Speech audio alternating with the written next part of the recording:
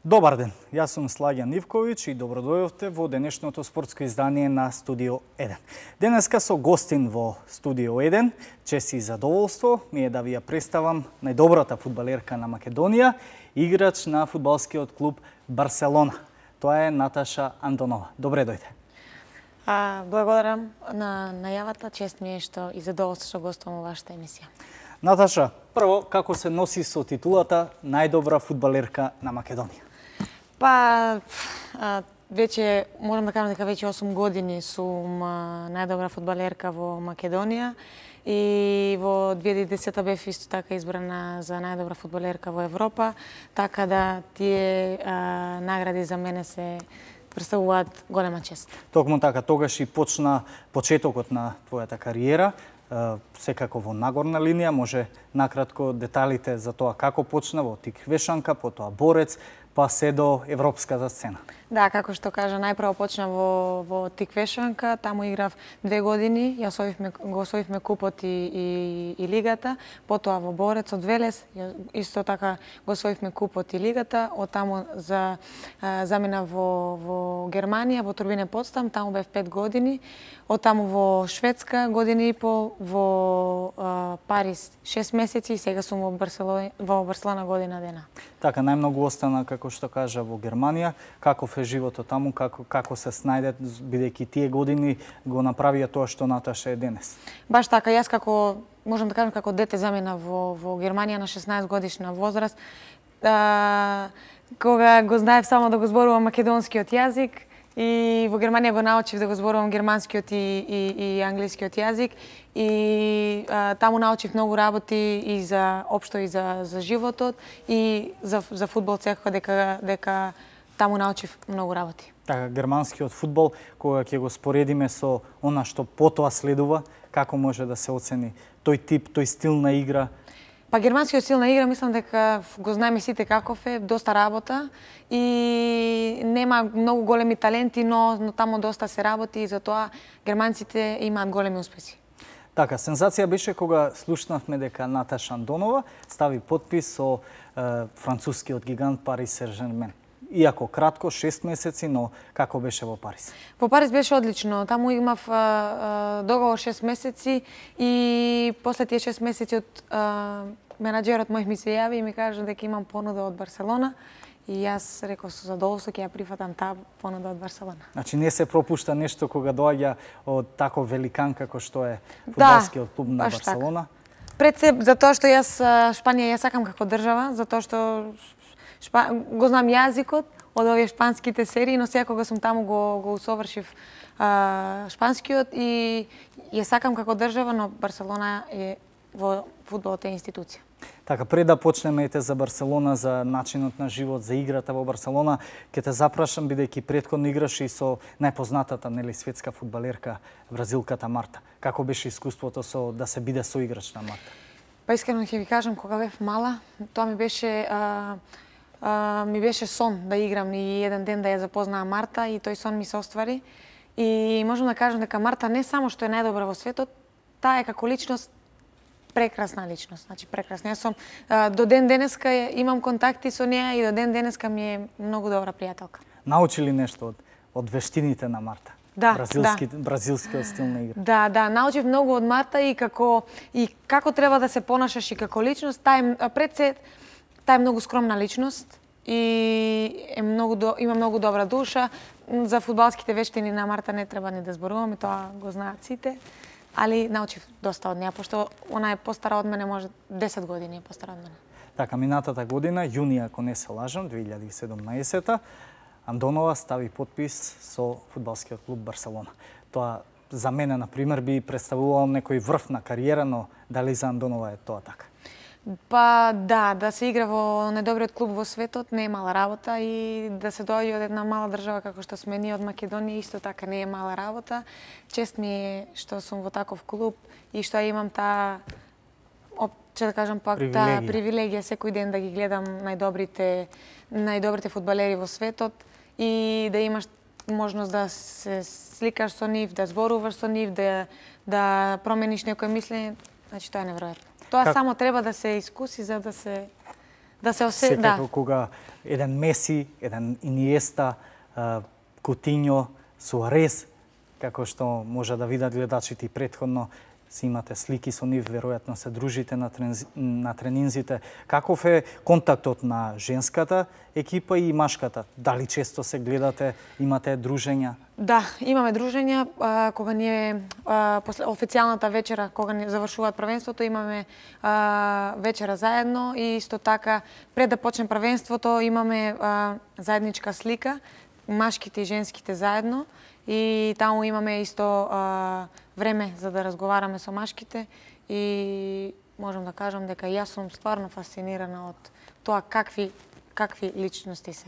Ги имате запознаено, нели? Да. Еден Лионел Меси, сите, нели, најдобриот фудбалер на светот, сигурно сите се прашуваат и каков е како човек Меси. Според мене Меси е многу добар човек и баш кога се сликавме, групната слика кога ја имавме заедно, после тоа вака разговаравме со него и многу скромен и многу добар дечко. Знае ли Меси каде е Македонија?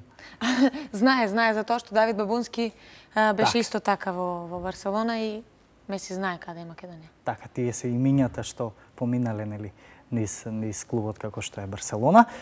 Како е сезоната, како ја помина? Колку си задоволна од настапите, од тоа што го прикажа на теренот? Па, задоволна сум, но, како што знаете, секој пат првата година кога ќе отидеш во еден нов клуб, во една нова држава, првата година е секој пат малце потешко додека се адаптираш на начинот на живот, на тренинзите, на јазикот, на начинот на тоа каков е шпанскиот фудбал, така да првата година е година за адаптирање, но јас сум задоволна од што се што беше прикажано во првата година, но се надевам дека оваа втората година ќе биде многу подобро. Така, може ли да издвоиш некој детал од животот во Барселона, некоја случка која би била интересна за гледачите на 1 ТВ? Некоја посебна случка... Тоа што најмногу ти оставило впечаток што си ја имала во изминатите неколку месеци во Барселона? Моментално не можам да се сетам. Например, дружењата, некои излагањата после надвор од теренот? Па добро, ние излагањата надвор од теренот ги имаме често со фудбалерките, заради тоа што тоа е добро за дружбата, комуникацијата меѓусебна, така да ги имаме тие дружења често. Некои посебни случувања не сум имала, но не знам. Так, да ве прашам за начинот на комуникација сега со репрезентацијата, бидејќи 2 години веќе како не сте во националниот тим на Македонија. Претходно можевме да ги видиме твоите настапи, представуваше една од најголемите звезди, нели, во националниот тим. Што се случува? Каде е Наташа тука? Па вака, мене ми е чест да играм за државата и да ја представувам државата во најдобро светло. И секогаш сум ја представувала и сум сакала многу луѓе ширум светот да слушнат за нашата држава, како што го правам тоа веќе 9 години. Со репрезентацијата имаме, мислам, сме во мирување повеќе од 2 години и еве сега пак ја вратија назад. И можам да кажам дека не сум баш задоволна од начинот на како се третира женскиот фудбал кај нас во Македонија, заради тоа што јас знам, пошто моите колешки се фудбалерки од големи репрезентации и јас знам како тие... Која ќе се направите некоја споредба меѓу нас и например Холандија или Англија, тоа е голема разлика. Ја мислам дека треба да се гледат кај нас женскиот и машкиот фудбал барем до некаде да бидат заедно. Јас кога бев пред 2 години дојдов тука со Гентјана Рочи, она е игра исто во Финска.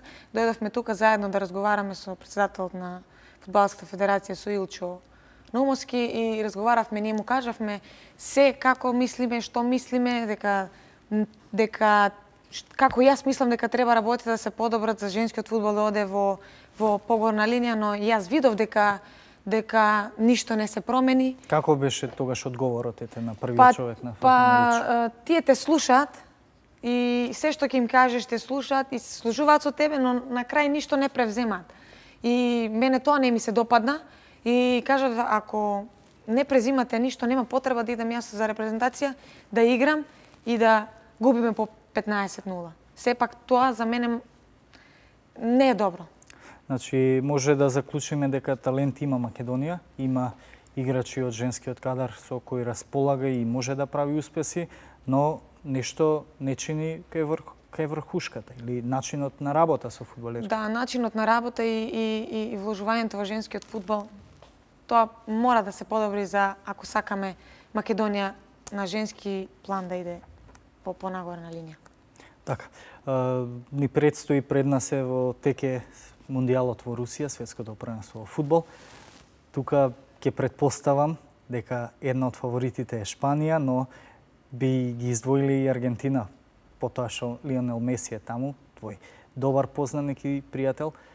Па дали ќе погрешам ако кажам дека токму Шпанија и Аргентина се твоите омилени селекции на овој Мундијал? Не, секако дека нема да погрешите. Шпанија и Аргентина се едни од моите фаворити, но јас прво сум за овие нашите балкански, прво сум за Хрватска и за Србија, па ако они ништо не направат на светското, тогаш сум за Шпанија и за Аргентина. Што следува сега? Одмор, па припреми? Да, сега одмор и на 23 јули почнуваме со припреми и одиме на припреми во Америка. Така, за крај би сакал да ја прашаме те за твојата иднина. Дали сонот е реализиран со играчката кариера во Барселона или предстои врв што се уште не е допрен од Наташа Андонова? Па можам да кажам дека да, до некаде е достигнат мојот врв, но за мене би бил достигнат врвот кога уште да потпишам во Олимпик Лион и достигнате врвот. Значи уште Олимпик Лион фали во кариерата на Андонова да биде комплетирана. Да, и да биде комплетирана. Една успешна и совршена кариера. Тоа беше Наташа Андонова, најдобрата фудбалерка од Македонија и член моментално во фудбалскиот клуб на Барселона. Ви благодарам на вниманието. Останете со 1 ТВ.